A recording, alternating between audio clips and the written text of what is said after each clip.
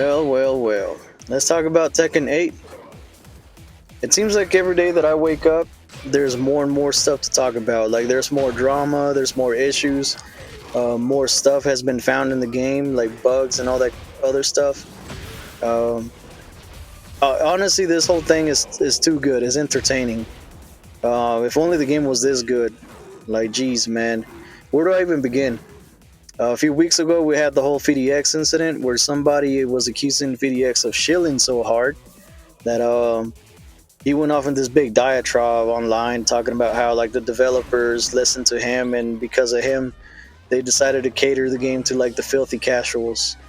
He went as far as to actually threaten VDX, saying something along the lines of like, "You better watch your back at any FGC event." Man, honestly, bro, like I love Tekken. I have Tekken related tattoos. I have a Tekken shrine at home. I've mentioned before in previous videos how this game is more than just a game to some of us. But Jesus Christ, man, I can't tell who the biggest shill is. Like VDX for being overly positive about what's obviously trash in the game, or this guy for going out of his way to threaten another human being for a difference of opinion over the game. It's insane. Then we got the whole Michael Murray and misplay stuff ban. That's already been talked about like plenty, and he received a lot of backlash. We also have like the main Tekken page apparently going on a rampage, like blocking a lot of people. More recently, however, we have Harada, the Tekken mascot himself, the almighty Harada, blocking Arslan Ash, the freaking 100th world champion for like 1,000 years in a row. Apparently he got blocked by Harada. So nobody's safe, man. Nobody is safe when it comes to like the devs and Tekken just blocking people. Their defense is on point, man. They spend all their defense on themselves. That's why the game has no defense. It's insane. And then of course they try to take it back, saying that everything's cool now, that it must have been an operational error. Like, you can't just accidentally ban somebody on Twitter or X or whatever it's called nowadays.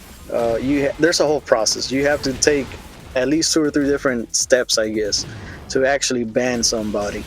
So his excuse is kind of falling a little flat. But I guess he's kind of just fearing that the public is going to come out and, you know, with torches and pitchforks and come after him like they did with Murray. I guess he's afraid of getting canceled, but he tried to take it back, and we all know he was lying. It's whatever. I guess he just stopped sending them that direct deposit through Cash App or something.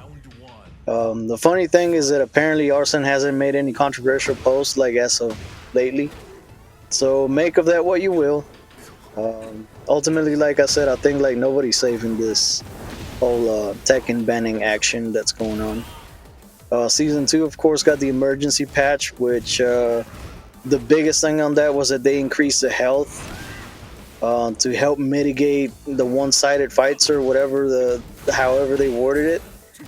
Look, man, this is just oh Jesus Christ, this is just another example of them breaking the entire game instead of fixing what the issue actually is. Like, the problem wasn't that we didn't have enough health. The problem was that everybody in this game and their damn grandmother hits like a damn truck. Like, everybody has like massive damage output. So the solution to this, it's crazy. Why would you give us more health? For what reason? Just to survive longer? You know, we're gonna be alive for 2 more seconds. That's 2 more seconds of them beating the shit out of your legs while you're floating helpless in midair. But hey, here's extra like 20 points of health or whatever they gave you. That's insane, man.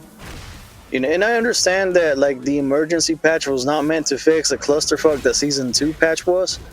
I understand that it takes time, but this is definitely not a step in the right direction.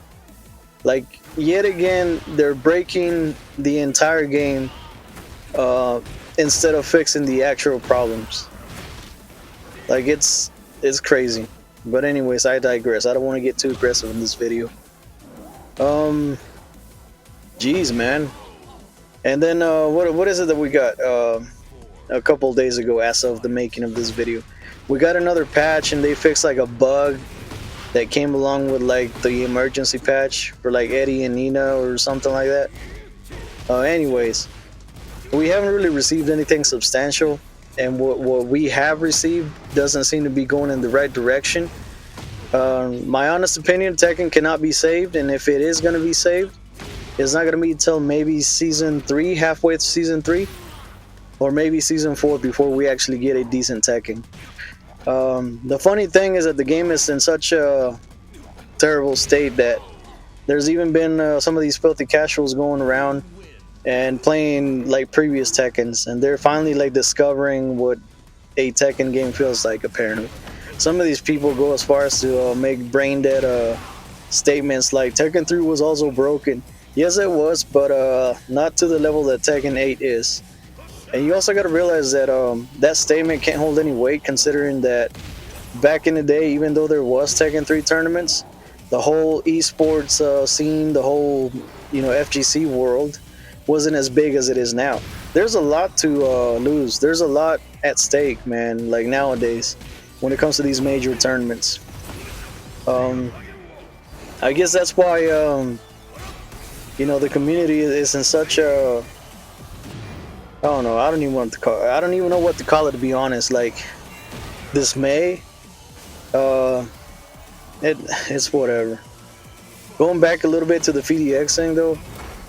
That's like a missed opportunity. Like FDX should have came out and publicly challenged the guy that like threatened him. Maybe done like a little publicity stunt where it's like a first to 10 or whatever, like at a major tournament. Have like an exhibition match type deal, just for fun. And if things don't work out, then they could always just fist fight it out in the parking lot. Hell, I'd pay money to watch that. As a matter of fact, from my understanding, Evo Japan, the numbers for the Tekken like players are so low. I think it's in the hundreds, whereas like games like Street Fighter and other games are like up in the thousands.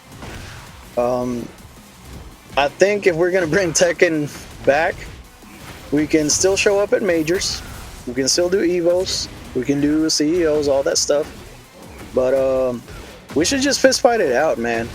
I will pay money to go to CEO and just fist fight it out with my opponent.